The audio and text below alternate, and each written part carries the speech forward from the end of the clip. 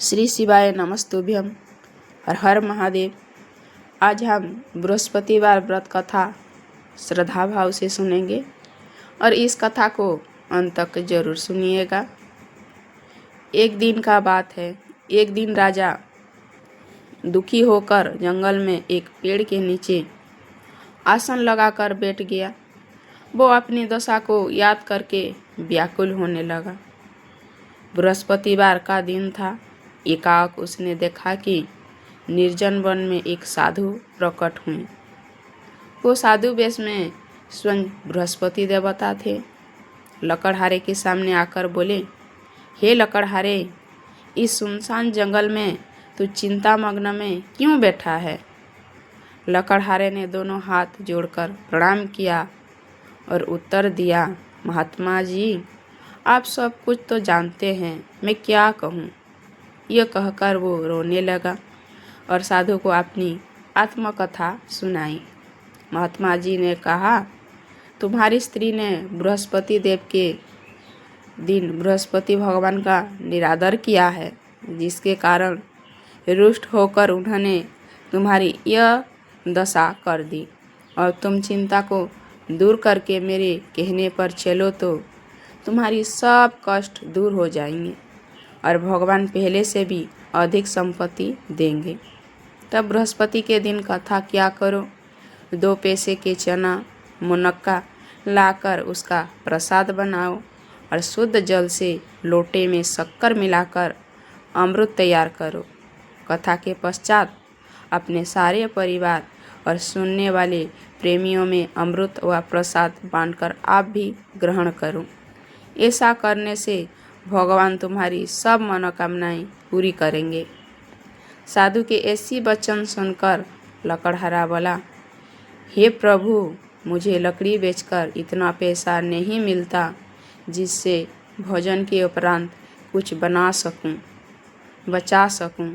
मैंने रात्रि में अपनी स्त्री को व्याकुल देखा। मेरे पास कुछ भी नहीं जिसमें उसकी खबर मंगा सकूं। साधु ने कहा, हे लकड़हारे, तुम किसी बात की चिंता मत करो। बृहस्पति के दिन तुम रोजाना की तरह लकड़ियां लेकर शहर को जाओ। तुमको रोज से 2 गुना धन प्राप्त होगा, जिससे तुम भोले भ्रांति भोजन कर लेगो तथा बृहस्पति देव की पूजा का सामान भी आ जाएगा। इतना कहकर साधु अंतर्ध्यान हो गए। धीरे धीरे समय व्यतीत होने पर फिर वहीं बृहस्पतिवार का दिन आया। लकड़हारा जंगल से लकड़ी काटकर किसी शहर में बेचने गया। उसे उस दिन और दिन से अधिक पैसा मिला। राजा ने चना गुड़ आदि लाकर गुरुवार का व्रत किया। उस दिन से उसके सभी क्लेश दूर हो गए। परंतु जब तुम्हारा गुरुवार का दिन आया तो बृहस्पतिवार का व्रत करना भूल गया। इस कारण बृहस्पति भगवान नाराज हो गए। उस दिन उस नगर में राजा ने विशाल यज्ञ का आयोजन किया तथा शहर में यह घोषणा करा दी कि कोई भी मनुष्य अपने घर में भोजन ना बनाने का आग जलावे। समस्त जनता मेरे यहाँ भोजन करने आए। इस आज्ञा को जो ना मानेगा उसे फांसी की सज़ा दी जाएगी। इस तरह की घोषणा संपूर्ण नगर में करवा दी गई। राजा की आज्ञानुसार शहर में सभी लोग भोजन करने गए, लेकिन लकड़हारा कुछ देर से पहुंचा, इसीलिए राजा उसको अपने साथ पर ले लिया गए और ले जाकर भोजन करा रहे थे तो रानी की दृष्टि उस खूंटी पर पड़ी जिस पर उसका हार लटका हुआ था। वहाँ पर दिखाई नहीं दिया। रानी ने निश्चय किया कि मेरा हार इस मनुष्य ने चुरा लिया है। उसी समय सिपाहियों को बुलाकर उसको कारागार में डलवा दिया। जब लकड़हारा कारागार में पड़ गया और बहुत दुखी होकर विचार करने लगा कि ना जाने कौन सा पूर्व जन्म के कर्म से मुझे यह दुख प्राप्त हुआ है, और इसी साधु को याद करने लगा जो कि जंगल में मिला था। उसी समय तत्काल बृहस्पति देव साधु के रूप में प्रकट हुए और उसकी दशा को देखकर कहने लगे, अरे मूर्ख, तूने बृहस्पति देव की कथा नहीं करी, इस कारण से तुझे दुख प्राप्त हुआ है। अब चिंता मत करो, बृहस्पतिवार के दिन कारागार के दरवाजे पर 4 पैसे पड़े मिलेंगे। उनसे तो बृहस्पति देव की पूजा करना, तेरे सभी कष्ट दूर हो जाएंगे। बृहस्पति के दिन उसी 4 पैसे मिले। लकड़हारे ने कथा कही। उसी रात्रि को बृहस्पति देव ने उस नगर के राजा को सपनों में कहा, हे राजा, तुमने जिस आदमी को कारागार में बंद कर दिया है वो निर्दोष है, वो राजा है, उसे छोड़ देना। रानी का हार उसी खूंटी पर लटका है। अगर तू तो ऐसा नहीं करेगा तो मैं तेरे राज्य को नष्ट कर दूंगा। इस तरह रात्रि के सपनों को देखकर राजा प्रातःकाल उठा और खूंटी पर हार देखकर लकड़हारे को बुलाकर क्षमा मांगी तथा लकड़हारे को यज्ञ सुंदर वस्त्र आभूषण देकर विदा कर दिया। बृहस्पति देव की आज्ञानुसार लकड़हारा अपने नगर में चल दिया। राजा जब अपने नगर के निकट पहुंचा तो उसे बड़ा आश्चर्य हुआ। नगर में पहले से अधिक बाग, तालाब, कुएं तथा बहुत सी धर्मशाला, मंदिर आदि बन गई है। राजा ने पूछा, ये किसका बाग और धर्मशाला है? तब नगर के सब लोग कहने लगे, ये सब रानी और बांदी के हैं। तो राजा को आश्चर्य हुआ और गुस्सा भी आया। जब रानी ने यह खबर सुनी कि राजा आ रहे हैं तो उन्होंने बांदी से कहा, हे दासी, देखा राजा हमको कितनी बुरी हालत में छोड़ गए थे। हमारी ऐसी हालत देखकर वो लौट ना जाएं, इसीलिए तू दरवाजे पर खड़ी हो जा। आज्ञानुसार दासी दरवाजे पर खड़ी हो गई। राजा आए तो उन्हें अपने साथ ले आई। तब राजा ने क्रोध करके अपनी रानी से पूछा, ये धन तुम्हें कैसे प्राप्त हुआ है? तब उन्होंने कहा, हमें ये सब धन बृहस्पति देव के इस व्रत के प्रभाव से प्राप्त हुआ है।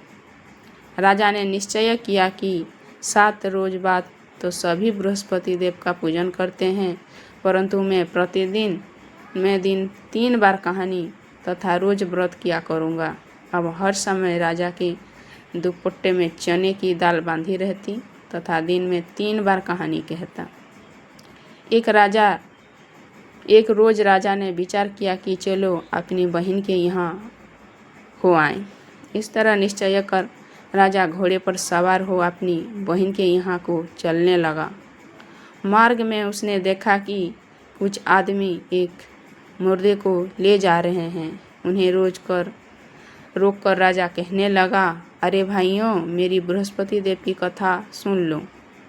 वो बोले, लो, हमारा तो आदमी मर गया है, उसको अपनी कथा की पड़ी है।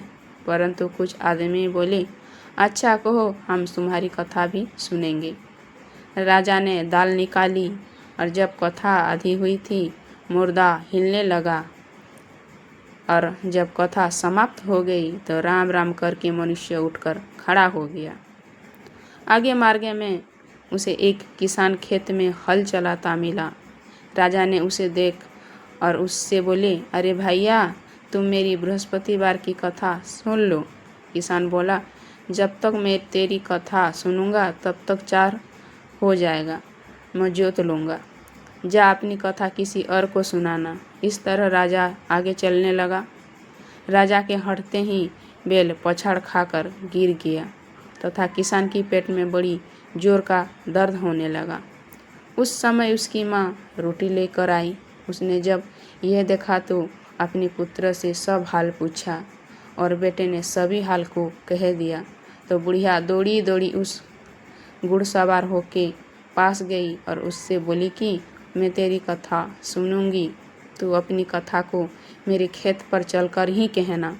राजा ने बुढ़िया के खेत पर जाकर कथा कही, जिसके सुनते ही वो बैल उठकर खड़ा हो गया तथा किसान की पेट का दर्द भी बंद हो गया। राजा अपनी बहन के घर पहुंचा। बहन ने भाई को खूब मेहमानी की। दूसरे रोज प्रातःकाल राजा जगा तो वो देखने लगा कि सब लोग भोजन कर रहे हैं। राजा ने अपनी बहन से कहा, ऐसा क्यों?